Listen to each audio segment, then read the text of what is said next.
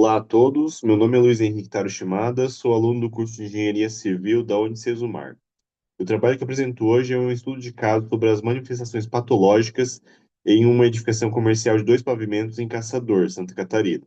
O objetivo central foi identificar as causas das falhas encontradas e propor as terapias de recuperação adequadas para cada uma delas, com base em normas técnicas e no referencial científico. O sistema construtivo convencional, composto por concreto armado e alvenaria de vedação, predomina no mercado brasileiro há décadas, por viabilidade econômica e tradição do setor. Com o envelhecimento natural e a ausência de manutenções preventivas, essas estruturas se tornam vulneráveis. Surgem fissuras, recalques, corrosões e infiltrações que comprometem a funcionalidade e a segurança. É aqui que entra a patologia das edificações. Segundo o Tony, 2022, identifica origens e propõe tratamentos corretivos. Sem identificar a causa, qualquer reparo é paliativo.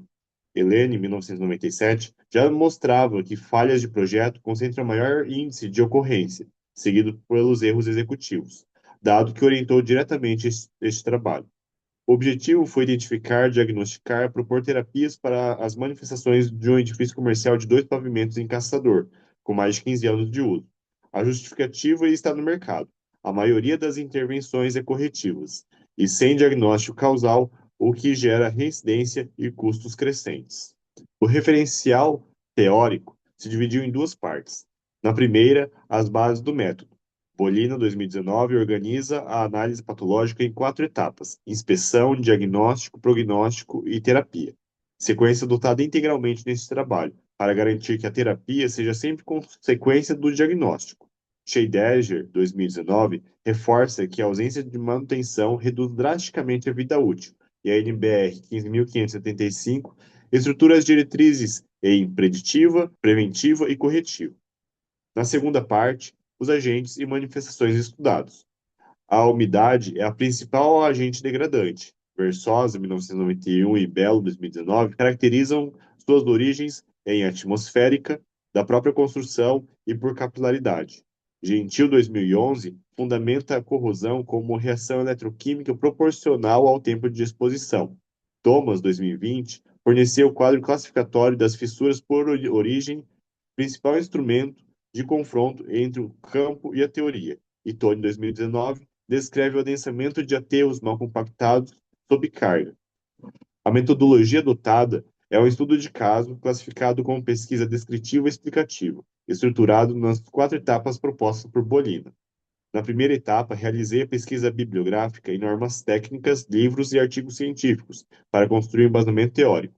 Na segunda, executei a inspeção técnica no local, combinando vistoria visual, registros fotográficos e levantamento do histórico construtivo junto aos usuários da edificação. Este histórico é fundamental. Ele permite distinguir se uma manifestação é recente ou progressiva, o que impacta diretamente no diagnóstico. Na terceira etapa, realizei o diagnóstico, confrontando os dados coletados em campo com o referencial teórico para classificar cada anomalia, identificar sua fase de origem, projeto, execução ou uso. Por fim, na quarta etapa, defini a terapia adequada para cada manifestação, sendo subordinada ao diagnóstico. O objeto de estudo é um edifício comercial de 2 pavimentos em Caçador, Santa Catarina, com estrutura de concreto armado moldado em loco e alvenaria de vedação em bloco assentado com argamassa, com mais de 15 anos de uso. Um dado histórico levantado na inspeção é determinante para a análise. Há indícios consistentes de que o aterro foi executado com compactação insuficiente. Esse fator etiológico é a origem de uma cadeia de manifestações que veremos a seguir. Não apenas os recalques, mas as próprias fissuras nos vãos de esquadrias têm relação direta com o comportamento do solo de fundação. Esta é a edificação que foi analisada nesse estudo de caso. Começando pelas patologias de solo. No piso intertravado externo, identificamos recalque diferencial. A perda de nivelamento é localizada, não uniforme. O mecanismo é o seguinte: a compactação insuficiente da base da subbase criou zonas de menor resistência, que favorecem a infiltração de água. Essa água provocou o carreamento interno de partículas finas, o que chamamos de erosão interna, que progressivamente colapsou o suporte localizado, gerando o afundamento diferencial que vemos nas fotos. Tony, 2019, descreve exatamente esse comportamento em aterros negligenciados. A terapia segue o manual de pavimento intertravado da ABCP, 2022. Remove-se as peças da zona afetada, realiza-se a compactação mecânica da camada de assentamento com energia adequada para restabelecer a capacidade de suporte e executa-se o reassentamento com o alinhamento original e rejuntamento para estabelecer o travamento entre as peças. No piso interno, o comportamento é diferente. O recalque é uniforme, com fundamento em toda a área. Aqui, o mecanismo não é erosão localizada, mas adensamento progressivo. O aterro mal compactado sob o contrapiso sofreu deformações crescentes ao longo dos 15 anos de carga de uso, e isso se refletiu na superfície do piso. Para a terapia, o critério de decisão é a extensão do dano. Em casos menos graves, a injeção de resina expansiva é tecnicamente viável e minimamente invasiva. Um polímero bicomponente é introduzido diretamente sobre o piso, preenche os vazios do maciço, expande de forma controlada e reconsolida a base sem demolição profunda, como descreve a Geonovatec 2026. Em casos extensos, onde o dano ao contrapiso é generalizado, a solução é a remoção integral com recomposição das camadas de solo, com controle rigoroso de teor de umidade e energia de compactação conforme a NBR 7182. Passando para as fissuras, as três manifestações identificadas têm origens distintas, e é fundamental não confundi-las, porque cada origem exige uma terapia diferente. As fissuras a 45 graus nos campos das esquadrias são um indicativo clássico de recálculo diferencial de fundação. A alvenaria tem baixa resistência à tração diagonal gerada pelo deslocamento desigual da base, e a ruptura concentra-se exatamente onde a seção transversal é mais reduzida, os campos dos vãos. Thomas 2020 classifica e descreve esse padrão com precisão.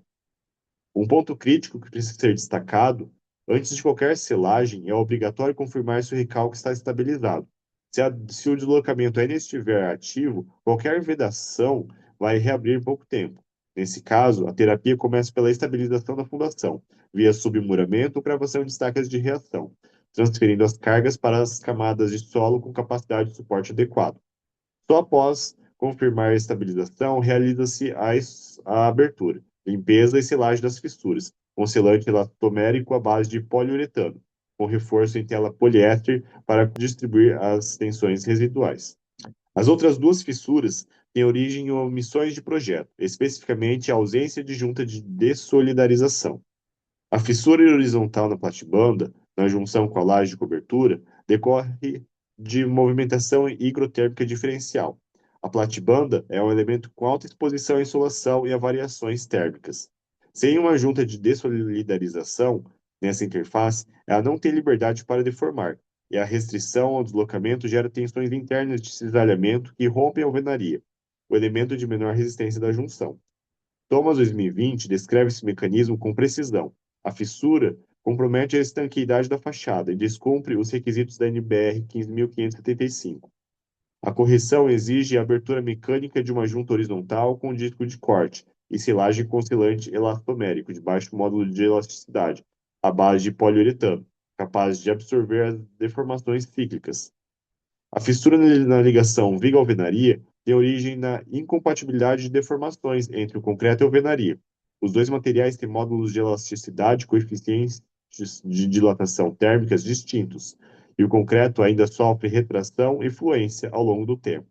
Sem junta de dessolidarização na interface, os movimentos diferenciais geram tensões de cisalhamento superiores à capacidade de aderência da ligação. A terapia é a mesma: transformar a abertura em junta de movimentação funcional com selante PU e tela de poliéster. Os dois últimos quadros, corrosão e infiltração, têm algo em comum. A gravidade de ambos foi amplificada diretamente pela ausência de manutenção preventiva. A oxidação dos rufos e das estruturas metálicas é corrosão atmosférica eletroquímica. Gentil, 2011, caracteriza o processo como a reação do metal buscando retornar ao estado natural de óxido quando a água e os poluentes superam a barreira da pintura protetora. A velocidade de degradação é proporcional ao tempo de exposição sem proteção. A terapia exige limpeza mecânica até o grau ST3 da ISO 8501, primer rico em zinco para proteção galvânica e acabamento em esmalte poliuretano alifático, que resiste à degradação por UV. A infiltração interna é consequência direta da fissura na ligação viga-alvenaria. A água penetra sob diferença de pressão pelos pontos sem vedação, acumula-se na alvenaria e inicia dois processos simultâneos: dissolução dos aglutinantes da argamassa e transporte de sais para a superfície, reduzindo progressivamente a coesão do revestimento interno. A terapia exige remoção do revestimento com margem de 30 centímetros além da mancha visível. Para concluir, foram identificadas e diagnosticadas 8 manifestações patológicas, e a análise das origens mostrou que elas se distribuem em três vetores causais bem definidos. O primeiro é a falha executiva. A compactação insuficiente do aterro originou os dois quadros de recalque e contribuiu para as fissuras nas esquadrias. O segundo é a omissão de projeto. A ausência de juntas de dessolidarização na platibanda e no encontro viga-alvenaria, detalhes que deveriam ter sido previstos em projeto, e não foram. O terceiro é a ausência de manutenção preventiva, que não causou os quadros de corrosão e infiltração, mas ampliou sua gravidade ao longo dos 15 anos. Esse resultado confirma o que Helene, em 1997, já apontava. Projeto e execução são as fases mais críticas para a durabilidade das edificações convencionais, e reforça algo que deveria orientar a prática profissional. A manutenção preventiva é sempre mais barata do que a intervenção corretiva. Agradeço a todos da banca, muito obrigado. Essas são as referências que fundamentam o trabalho.